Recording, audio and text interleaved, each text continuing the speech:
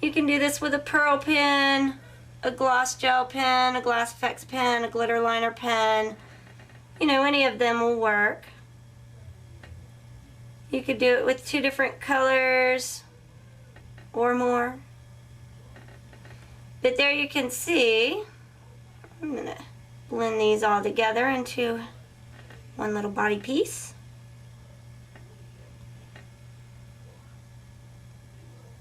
You can see just the little decorative dots.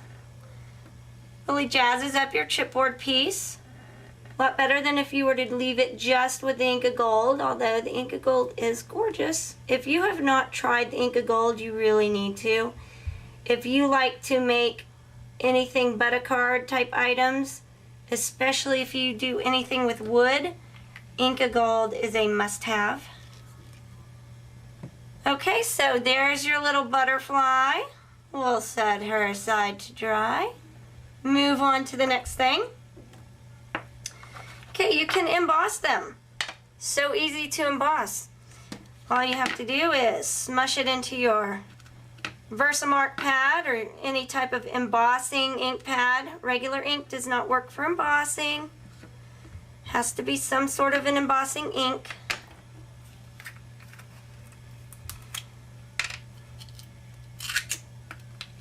I'm using some Zing embossing powder in green. Just cover that. Your embossing ink stays wet a little longer than your normal ink, so you have some time to work. Okay, lift that up, shake off the excess, and then you just heat it until the powder melts. Again, I'm not usually quite this messy, but for the sake of doing the video for you guys. So, we will just heat that up with our embossing gun. Gets it to a very high temperature and then the powders melt together. If you've never embossed with embossing powders, it is a very cool effect. I never get tired of watching it when it finally starts to melt and it all comes together. There we go. This top edge here is beginning to melt. See if I can get you closer. And once you see your smooth finish, you know your powders are melted. You just keep on moving around the image.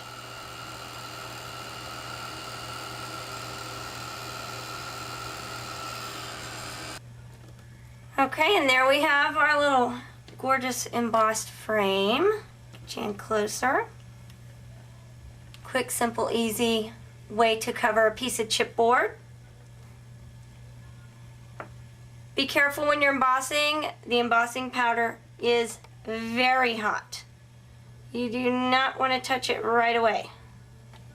Okay, set him aside. Next, we're going to do a little bird.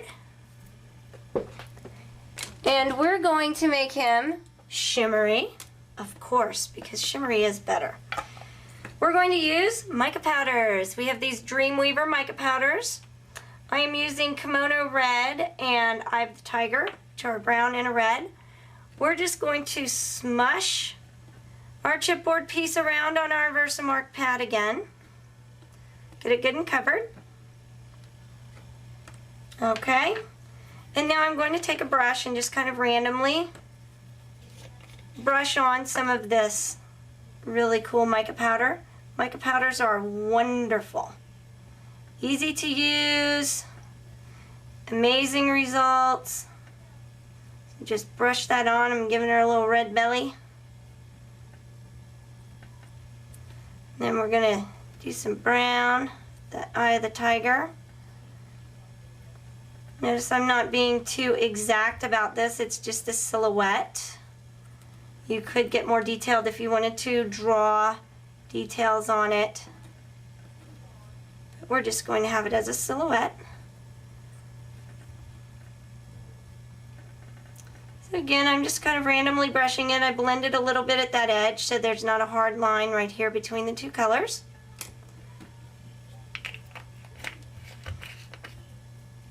You'll want to spray this with some sort of fixative afterwards so that it does not rub off.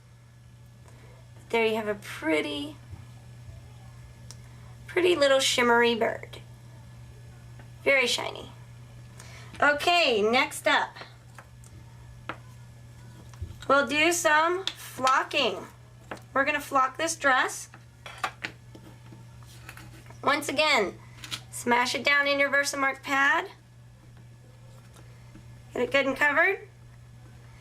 Now, flocking and wet glues don't tend to work quite as well, so I am using some heat and stick powder,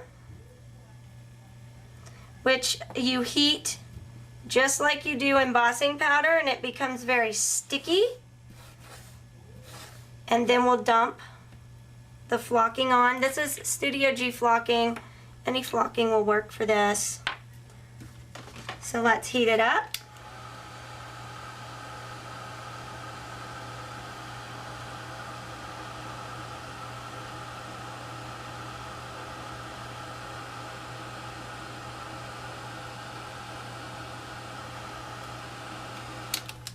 Okay, dump on our flock.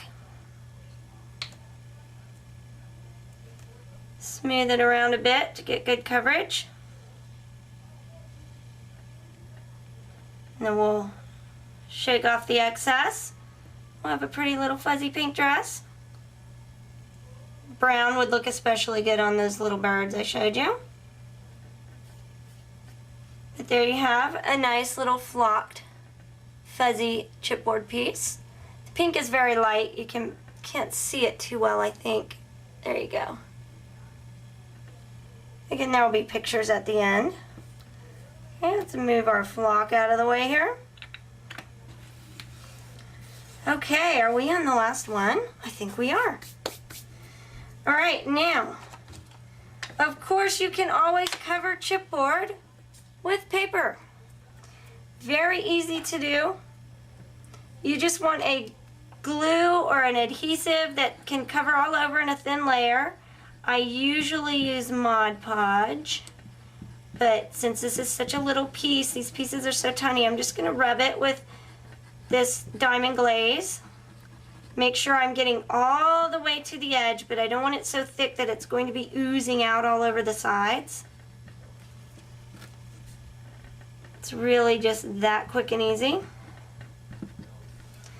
Lay your piece of paper over it, push down. Now, notice I didn't even cut it to the right shape. And that's because the easiest way to do this when you are using this technique is to just get a file. The best files for this are the extra cheap Walmart emery boards because they're so rough. You don't want to really use them on your nails, but they work perfectly for this. If you just go in a downward motion at an angle, it just cuts your paper off right at that edge, so it's perfectly formed to your chipboard. Ink up that edge a little bit, and you're done. So as you can see, now you would want to wait until your diamond glaze dries. I obviously didn't because of time.